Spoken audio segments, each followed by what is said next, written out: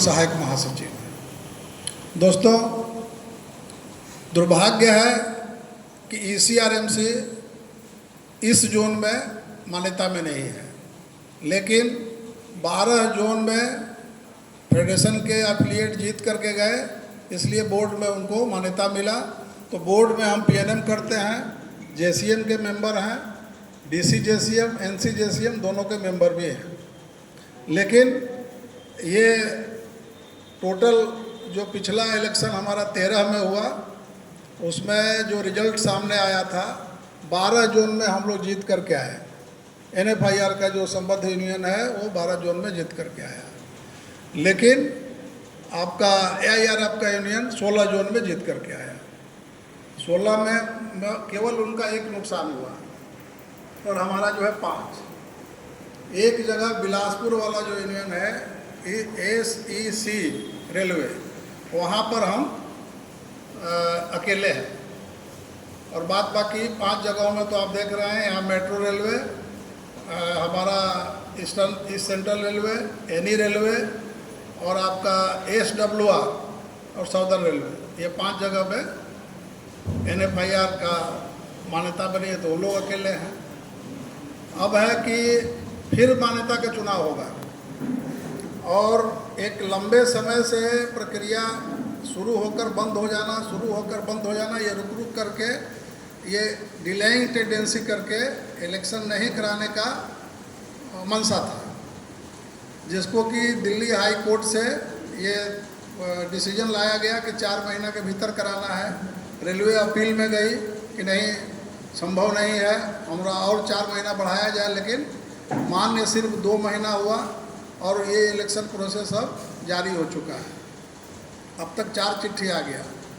Modality में final shape देने के लिए 12 तारीख लास्ट डेट था, जोन से जो मांगा गया है सुझाव, और 15 तारीख को हमें लगता है कि क्लियरेंस जो एकोमोडेशन वगैरह का था वो भी ख़त्म हो जाएगा 15 तारीख को, और किसी भी दिन मोडालिटी सहित चुनाव का घोषणा हो सकता है, जिसमें डेट आ जाएगा, कब नॉमिनेशन करना है, कब विड्रॉल करना है, कब डेट है। और इस बार 2 चेंज जो है इलेक्शन के मोडालिटी में है। पहला है सिक्योरिटी डिपॉजिट बढ़ा दिया गया है। पहले जो 20,000 रुपया था सिक्योरिटी, उसको 1 लाख रुपया किया गया है, और जो 3 दिन इलेक्शन होता था उसको 2 दिन किया गया है। अब 2 दिन में ही सारा इलेक्शन होगा। अब उसमें क्या होता है कि कुछ रनिंग स्टाफ है, हेडक्वार्टर से बाहर रहेंगे, कोई लाइन के स्टाफ हैं, उनका शिफ्ट ड्यूटी रहेगा।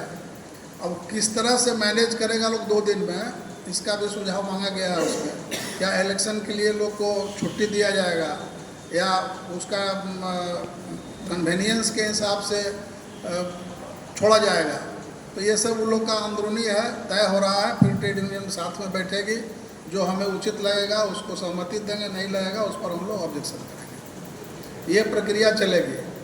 अब सबसे बड़ी बात जो हम लोग के सामने है कि इलेक्शन होगा तो परसेंटेज अभी भी 35 वाला ही है, लेकिन बाहर में जाइएगा तो आपको लोग तरह तरह के यूनियन वाले हैं जो कंफ्यूज करेंगे कि इस बार 20% हो गया, कोई कहेगा कि 50% का हो गया, 20% पर भी मान्यता मिल जाएगा। तो ये कंफ्यूज नहीं होना है। 35% गिरा हुआ वोट, जो वोट पोल होगा उसका 35 और टोटल स्ट्रेंथ का 30, जो पिछला था वही अभी भी है। और जो जोन जीत करके आएगा तो एफिलिएट जिसका 50% जीत करके आएगा, आधा से अधिक जोन जीत करके आने पर फेडरेशन दिल्ली में बनेगा। तो आपको ये ज़्यादा सोचना है कि जिसका फेडरेशन पहले से नहीं है और आज वो केवल किसी जोन में लड़ करके वोट को वेस्ट करता है, उसके तरफ। जैसे पिछले बार क्या हुआ, 2 यूनियन जिसका फेडरेशन नहीं था, एक मोबाइल छाप, एक पेड़ छाप, दोनों का नहीं था, दोनों लड़े लोग, एक 9%, एक 12% ला दिए। ये कितना हुआ, 20%। 20% किसका गया, कहीं ना कहीं हम लोग नुकसान में गए। तो फेडरेशन का मजबूती जो है उसके एफिलिएट पर है, और एफिलिएट जहां अभी देखिए, एक एनसीआर का एग्जाम्पल देते हैं। 2007 के इलेक्शन में इलाहाबाद का यूनियन एनएफआईआर वाला हारा था, कितना पॉइंट से, 34.5 उसको मिला, 35 चाहिए था। कम हो रहा है। हेलो। तो उसमें क्या हुआ, 34.5 कोर्ट में गए, वो कोर्ट बोला कि नहीं 1% भी अगर है और आपका 80,000 स्ट्रेंथ है तो कितना वोट का बात हो जाएगा, ये परमिशन नहीं मिलेगा।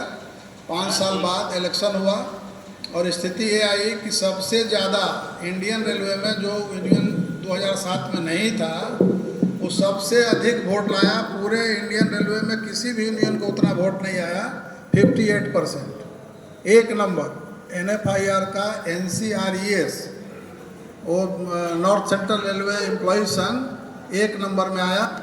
और उसके बाद NFIR का यूनियन 53% लेके आया, जो पिछले बार भी जीता था, दोबारा भी, लेकिन ये नहीं जीता था। लेकिन उसके बावजूद भी ECR के वहाँ आया, 58% एक यूनियन लिया, फिर भी वहाँ पर आया 35% लेकर के। कैसे? वोट जो है वेस्ट नहीं हुआ, गलत जगह में नहीं गया।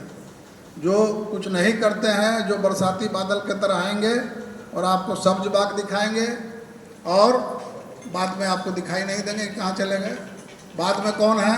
तो फिर वही फेडरेशन वाले, चाहे आप मान्यता में हो नहीं हो, आप काम करिए, आप हमारी समस्या को सुनिए। अब क्या है कि यहाँ मान्यता में अकेला है, मोनोपोली है, तो हम कुछ नहीं सुनेंगे, आप क्या कर लीजिएगा, हम तो हैं, मान्यता में हैं, ये सोच बना हुआ है। अब जैसे अभी एक हमारे बंधु बैठे हैं, अभी हमसे बात कर रहे थे, एक चिट्ठी दिखा है 13 का, वो 13 का NFIR का ऑर्डर हमारे सामने वो निकला था। हम उस PNM में थे, NFIR की तरफ से बैठे थे। और यहाँ आने के बाद 2 साल के बाद हमको एक फ़ोन CPO साहब किए, उस समय सुशांत झा हुआ करते थे, कि भाई आप पेपर में फ़ोटो छपवा रहे हैं, कहाँ एज बदल गया उसका, 10% लेटरल इंडक्शन में। हमने सर बदला तो है,